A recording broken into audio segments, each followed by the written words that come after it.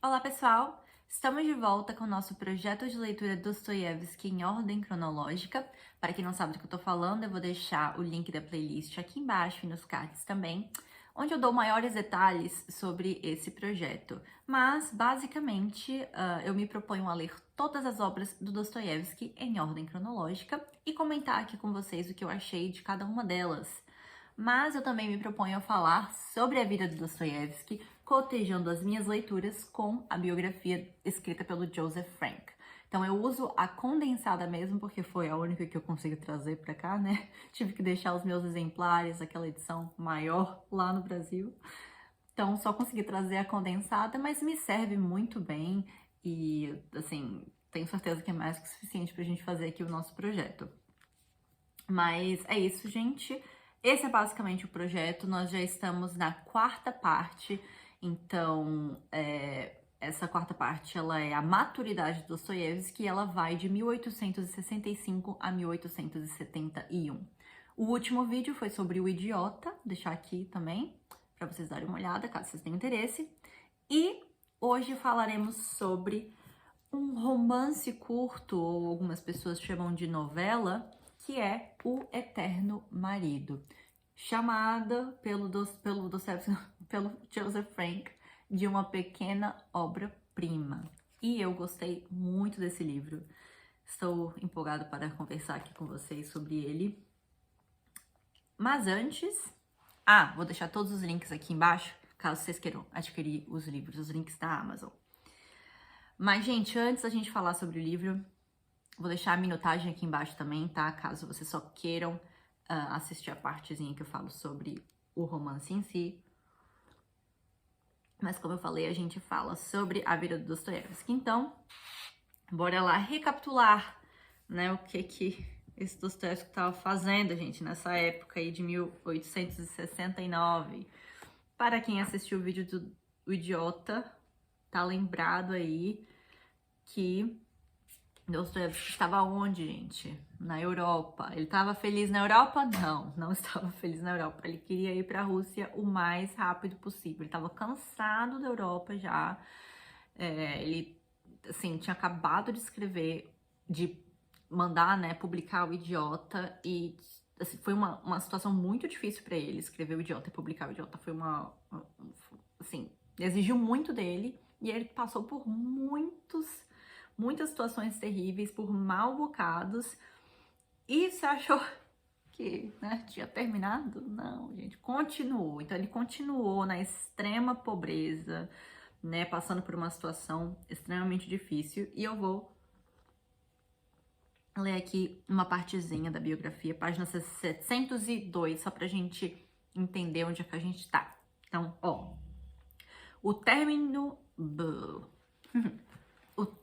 de O Idiota permitiu a Dostoiévski, que escrevera sem parar por 1 ano e meio, recuperar o fôlego por um momento.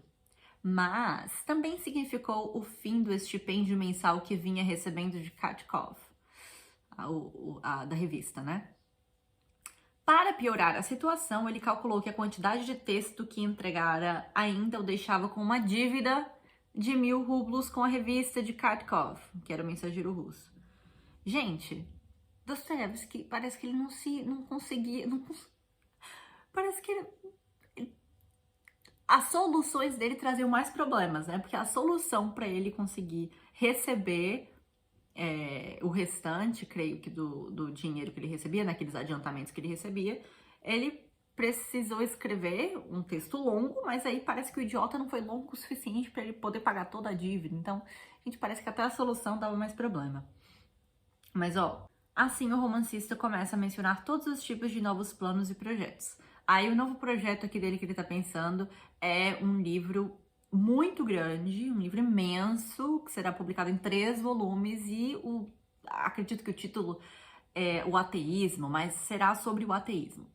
Ele tá pensando, né, nesse escrito, mas assim, ele precisa de dinheiro rápido, né? Então ele não consegue nem se manter, nem manter ele, nem a Ana, que está grávida de novo, gente. Sim, está grávida de novo.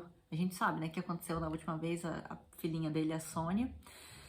acabou falecendo, mas aqui a Ana tá grávida de novo, eles estão em Florença, odiando cada minuto, não gostam da Europa, acham que tá quente demais, tá uma situação terrível, e ele tá pensando num romance de 3 volumes imenso pra mandar pro mensageiro russo. Sim, né? Mas olha, página 703, ele fala aqui, ai, preciso sem dúvida voltar para a Rússia. Ele escreve de Florença para sua sobrinha. Aqui vou acabar por perder qualquer possibilidade de escrever por falta de minha matéria-prima habitual e indispensável, a realidade russa e os russos. Então, ele não tem como... É como se ele estivesse num limbo, ele não sabe o que fazer. Ele tá na Europa, ele quer estar na Rússia para escrever sobre a Rússia, ele não gosta da Europa, ele acha quente, ele não acha civilizado. Engraçado. E ele também tem essa dificuldade, né, de escrever em vários momentos. Então, em vez de pensar numa coisa mais curta, talvez para receber, né, um pagamento, ele fica pensando nesses, enfim, escritos enormes. Mas aí, gente, ele tá precisando muito de dinheiro, mas muito mesmo. Não tem condição de se manter a Ana. Não tem condição nem de pagar o aluguel lá em Florença. Então, ele pede um adiantamento para a revista de Kharkov, né? Pensando nesse romance mais longo, nesse sobre o ateísmo, mas ele também pede um adiantamento para uma outra revista chamada, esqueci agora o nome, Zarya, se não me engano, em russo, mas em português é Aurora, né? O Joseph Frank, a tradução aqui da biografia do Joseph Frank trouxe como Aurora. E aí ele pediu um adiantamento para essa revista também. Então ele acabou se colocando numa situação que ele vai ter que escrever 2 livros, gente, ao mesmo tempo. Aí ele recebe o adiantamento do mensageiro russo, parece que ele não recebe o da outra revista, Aurora, e não é o suficiente para ele se manter. Ele e a Ana começam a passar por situações tristes, que ele tem que vender as roupas dele, ele tem que penhorar as roupas dele, gente. É triste demais. E ela tá grávida. Mas aí também, Dostoiévski tá reclamando demais, ele reclama muito, reclama que Florença é tórrida demais para ele, o clima é muito tórrido, ele tá derretendo lá. Daí eles conseguem, na verdade, eles estavam querendo voltar para a Alemanha, aí eu não lembro agora para onde que eles vão antes, acho que eles vão para Praga, aí depois eles acabam indo para Dresden, né, para a Alemanha. Então ele acaba se mudando, né? Que bom. E aí ele conseguiu começar a escrever esses 2 livros mais para as revistas diferentes. Mas olha só o que ele fala aqui na página 705. Ele fala não, né? O Joseph Frank. Em meio a esses pressentimentos sombrios, Dostoiévski se queixa de que devo começar a escrever primeiro para Aurora e em seguida começar a grande obra para o mensageiro russo. Não escrevo nada há 8 meses. As coisas ficaram tão difíceis para mim que seria mais útil sentar-me na prisão dos devedores do que permanecer no exterior. Se ficar aqui mais um ano, não sei se estarei em condições de escrever. Nem digo bem, mas simplesmente escrever. Tão separado estou da Rússia. E aí, depois disso, gente, ele acaba tendo, né, a segunda filha, a Lyubov, se não me engano, esse é o nome dela. Mas, assim, situação muito difícil. Ele tem que penhorar a roupa, como eu falei, não tem dinheiro para batizar a filha. A Ana tá sofrendo muito. E ele não recebe o dinheiro da Aurora, tá escrevendo o livro pra Aurora, mas não recebe o adiantamento deles. Aí, gente, maus bocados aqui. Parece que só piora, né? Eu tô esperando a vida do Dostoiévski melhorar. A cada vídeo, a cada leitura aqui, né? A cada capítulo, tô esperando que melhore, mas tá cada vez, gente, pior. Bom, então ele tá todo agitado, né? Tentando encontrar dinheiro de qualquer forma, pedindo pra amigo, pedindo empréstimo, penhorando coisa. Mas, apesar da sua agitação, continuara trabalhando na novela, cujo título achava que seria O Eterno Marido. Também estava preocupado, né, porque pretendia anunciar a obra com antecedência, mas ele havia prometido o mensageiro russo o livro para eles, né, o romance para eles. Aí ele tava assim, né, pensando que já tinha prometido para uma revista e ia anunciar para outra revista, então eles iam descobrir que ele estava escrevendo para 2 revistas ao mesmo tempo. Mas era a forma que ele tinha encontrado para conseguir, né, se virar, gente. Aí, ó, Dostoiévski trabalhou sem descanso em sua novela de setembro a dezembro, terminando O Eterno Marido na primeira semana de dezembro. Estava mais uma vez tão mal dos bolsos que não tinha recurso nem sequer para a postagem do manuscrito. Ele teve que pedir emprestado para a postagem do manuscrito, gente. Mas enfim, ele acabou enviando O Eterno Marido e ele foi publicado um pouco depois disso, em 1870. Mas ó, gente, esse outro escrito nunca aconteceu, esse que se chamaria ateísmo. Ele, na verdade,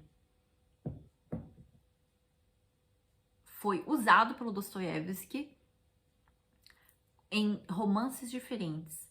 Então, ele usou algumas partes, se não me engano, em Os Demônios, ou o tema em Os Demônios, e também no Adolescente, que a gente não leu. Os Demônios é o próximo aqui do projeto, e o Adolescente tá um pouquinho depois, né? Na próxima fase, aí, na próxima parte do projeto, na quinta parte do projeto.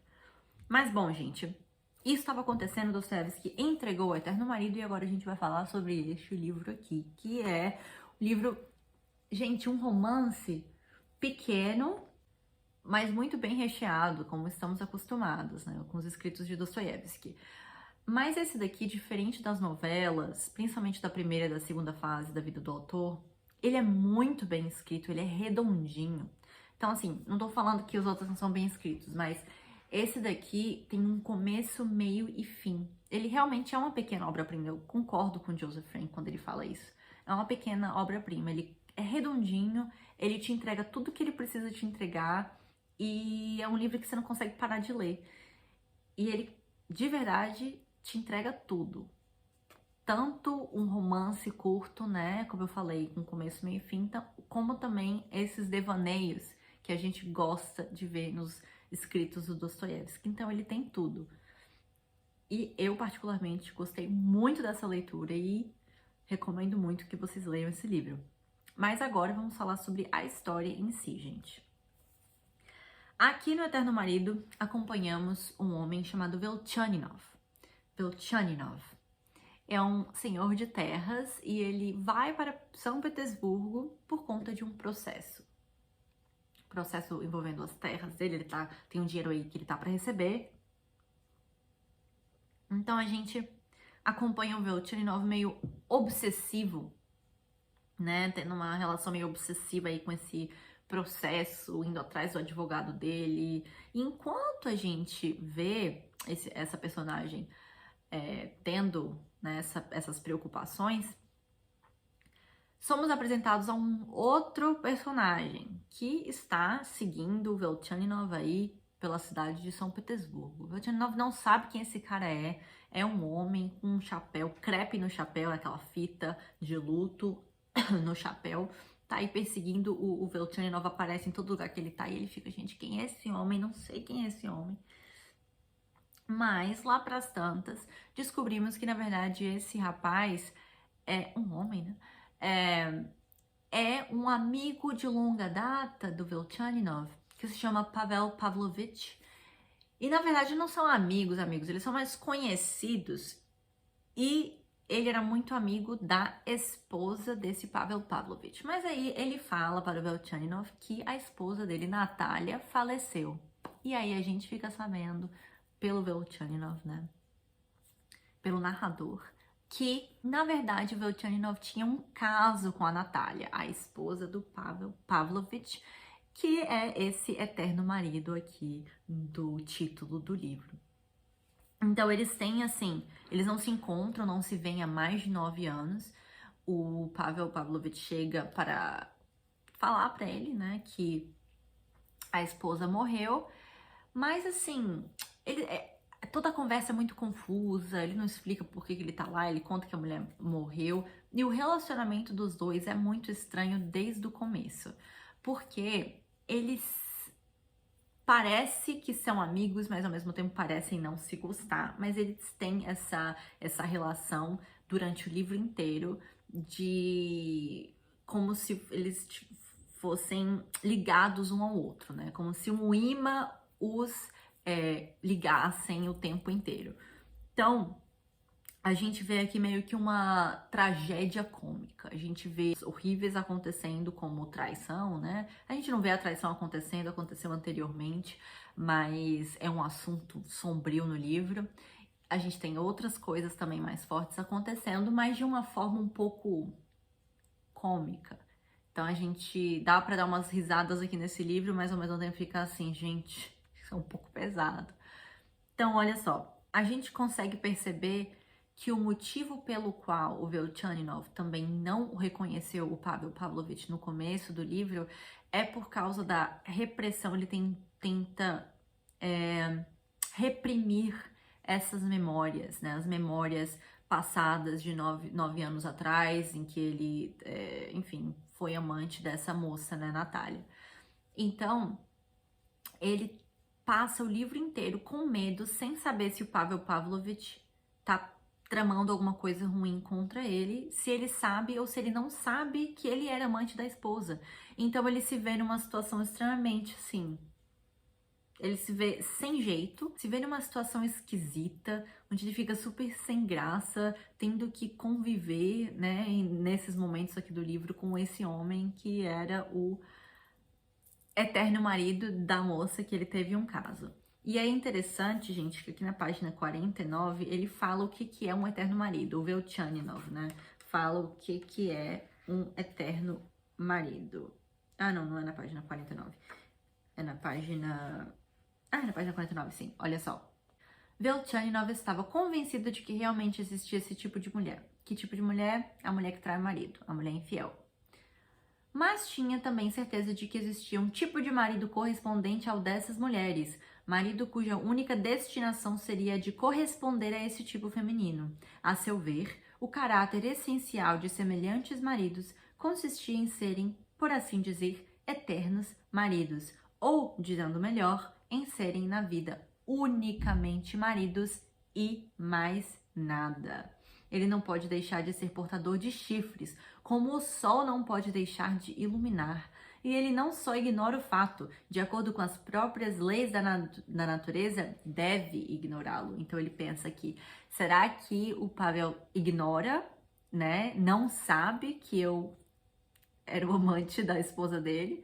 Ou se ele sabe e não faz nada a respeito. E aqui a gente vê isso acontecendo durante o livro inteiro, uma relação de amor e ódio que existe entre esses dois, principalmente da parte do marido, do eterno marido.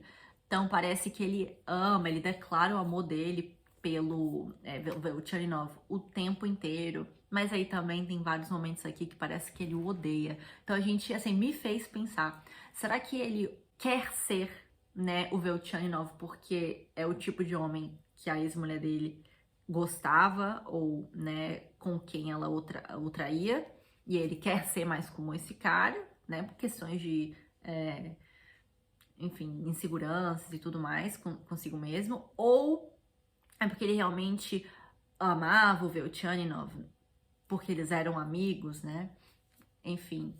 E também ele o odeia. Então, aquela questão do amor e ódio, em dado momento aqui, acho que o Velchaninov fala, né, que o amor que resulta do ódio é o mais forte dos amores, enfim. Então, essa relação aqui é muito esquisita que eles têm no livro, mas representa muito bem essa ideia trabalhada no livro do eterno marido. Então, esse eterno marido, o Pavel Pavlovich Trutotsky, passa o livro inteiro atrás do Velchaninov. Mas o que acontece, gente, é que lá para as tantas, Velchaninov, indo visitar o Pavel, descobre que... Não, eu tô falando Pavel, eu não sei se é Pavel ou Paviel. Pavel Pavlovich, deixa eu ver. Pavel Pavlovich. Ele tem uma filha chamada Lisa, que ele trouxe para São Petersburgo também. E logo o Velchaninov desconfia de que essa menina é filha dele. A menina tem 8 anos. E ele se lembra de uma carta que ele recebeu da Natália, dizendo que ela estava grávida. E aí depois, se não me engano, ela disse que para ele não se preocupar, que ela tinha perdido o bebê, alguma coisa assim. Aí ele pensou, será que ela não perdeu o bebê coisa nenhuma e a Lisa é minha filha? E, gente, a relação da Lisa com o pai, o Pavel Pavlovich, é horrível e perturba o Velchaninoff de uma forma muito grande. Então, assim, é uma relação meio que tóxica, abusiva, né? A criança é maltratada, meio que maltratada pelo pai. E o Velchaninoff tenta ajudá-la, acaba levando a criança para uma casa de conhecidos, né? Para ela ficar lá um tempo enquanto o Pavel resolve o que ele tem que resolver. Ele é um bêbado, resolve o que tem que resolver, é basicamente ficar bebendo, né, o tempo inteiro. Ele leva a criança para essa casa de amigos sob um pretexto assim de para ela se divertir com as crianças, que ela fica sozinha aqui o dia inteiro, né? E aí o Pavel meio que fala, leva a criança, pode levar. E aí a menina fica muito triste também com isso, mas ele leva a criança. Mas, gente, acontece uma coisa horrível, a criança acaba falecendo de uma doença durante o livro e assim, durante a estadia dela lá com essas pessoas, e é muito triste. Então, a gente vai acompanhar o Velchaninoff com essa raiva, né, contra o Pavel depois da morte da menina que ele acha que é a filha dele. E aí, não quero dar muitos spoilers, porque esse livro aqui realmente vale a pena ler sem saber muito o que vai acontecer, mas o ponto principal e o foco principal do livro é a relação desses dois. É a relação do Velchaninoff com o Pavel Pavlovich e como eles se tratam e como eles muitas vezes trocam de lugar. Então, olha só, aqui na página 708 da biografia, o Joseph Frank fala o seguinte, ó. O subtexto mais importante para o Eterno Marido é fornecido pela teoria da cultura russa de Apollon Grigoriev. Os dois personagens principais, Velchaninoff e Trusotsky, falam de dois tipos de personalidade, o pacífico e o predatório. Esses termos foram usados por Grigoriev para caracterizar a literatura e a cultura russas, que via como uma luta entre esses tipos. Então, de vez em quando, o Velchaninoff é o predador e o outro é o pacífico, mas aí às vezes trocam de lugar. Então, é como se eles, né, eles fossem espelhados também um ao outro. E em vários momentos, o Velchaninoff fala sobre acho que é a página 102, peraí, se refere ao Eterno Marido, assim, chamando ele de monstro, de Quasimodo, eu já ia falar memória do subsolo, homem do subsolo, olha só, página 102. Eles estão brigando, né, uma das brigas dele. Vá para o diabo que o carregue, o Road Sub do Velchaninoff. Vá para o inferno com essa sua ignomínia subterrânea. Você é mesmo uma ignóbil criatura do subsolo, né? Quis assustar-me, torturador de criança, criatura infame, miserável, miserável, miserável. Então eles brigam o tempo inteiro e ele vive chamando, né, esse cara de Quasimodo, de monstro, de, enfim, coisas horríveis. E ele também se chama dessa forma, olha só. Acho que agora na página 159, ele fala: ambos somos gente viciosa, subterrânea, vil. Então, assim, ele mesmo se chama todas essas coisas. Então, a gente consegue ver como ele se coloca no papel também de predador e de pacífico em vários momentos aqui do livro. Mas também a gente tem que entender que o Velchaninoff tá muito triste com tudo que aconteceu, a forma que a filha dele, né, que nunca foi filha, então ele tá pensando, poxa, a mulher mentiu pra mim, ela teve a menina, não me falou, e a minha filha eu tenho certeza absoluta, e aí a menina acaba falecendo, que é uma tragédia horrível aqui no livro, o relacionamento dele também continuando aqui com o Eterno Marido. Então, assim, parece um pouco confuso, mas é que você tem que ler pra entender, e vale muito a pena, gente. Realmente é um livro que trabalha vários pontos, mas com uma técnica diferente, né? Aqui no pós-fácil do livro, na página 206, do Boris Schneiderman, ele fala assim: a técnica do suspense é empregada com mestria e percebe-se claramente que ele tem muito a ver com o romance folhetim, como Os Humilhados e Ofendidos, né? Em O Eterno Marido, há um equilíbrio perfeito entre os capítulos. O suspense é mantido durante todo o relato, muito articulado com as próprias motivações psicológicas, porque a gente não sabe se o Pavel Pavlovich sabe que ele é o amante ou não, a gente não sabe, então a gente fica, né, nesse suspense. Afinal, que tipo de gente era aquele Pavel Pavlovich Trusotsky, o homem do crepe no chapéu, o tipo acabado do eterno marido, incapaz de viver fora da condição marital e que definia a si mesmo colocando os dedos sobre a cabeça em forma de corno? Tem várias vezes, vários momentos ele faz isso aqui no livro, né? Fica se autotitulando um corno. Enfim, ele é o bufão trágico, né? Que a gente tá acostumado aqui com Dostoiévski, que ele até fala que o bufão trágico, ele também tá presente no Crime e Castigo, do Marmeladov, e também no Aldeia Stepanchikov, o Foma Fomitch. Lembra do Foma Fomitch? Então ele é muito bufão. Ele me lembrou em alguns momentos o Foma Fomitch mesmo. Mas assim, ele é realmente muito contraditório, porque em vários momentos, diferente do Foma Fomitch, em vários momentos ele troca de lugar com o Velchaninov, que é um homem que tem seus efeitos, obviamente, mas ele se transforma num homem um pouco mais agressivo, né, do que... Parece que ele é um bufão, assim, tipo, né, trágico, como diz aqui, que só faz sofrer o homem traído, o marido traído, mas em dados momentos aqui, que eu não posso dar maiores detalhes, que eu não quero estragar pra vocês, ele é bem mais como um predador. Aqui na página 208. A presença do homem do subsolo parece soberana no texto, embora nem Velchaninov nem Trusotsky sejam meras projeções do famoso paradoxalista. Às vezes, essa presença se manifesta até em citações literais, como quando Velchaninov chama o Trusotsky de homem do subsolo. Mas, outras vezes, há uma correspondência de discursos. Os tipos são diferentes, as motivações do cotidiano são outras, mas tudo, evidentemente, é relacionado pelo autor com os acontecimentos da década de 1860 na Rússia, quando ocorriam as reformas promovidas por Alexandre II. E havia um sentimento de desafogo, né? A ponto de se falar de Glasnost, que é o estado da sociedade que tudo aparece à luz do dia. Mas o homem do subsolo seria aquele que ficava à margem deste movimento. Então, assim, ele fica muito focado no seu próprio mundo, no seu próprio subsolo. Então, assim, o Dostoiévski, ele trabalha o homem do subsolo aqui nesse livro, mas não é o foco principal. Então, a gente é principalmente sobre a relação de amor e ódio desses dois homens, o Velchaninov e o Pavel Pavlovich. E é uma tragicomédia, como é que eu posso fazer, né? Um livro tragicômico.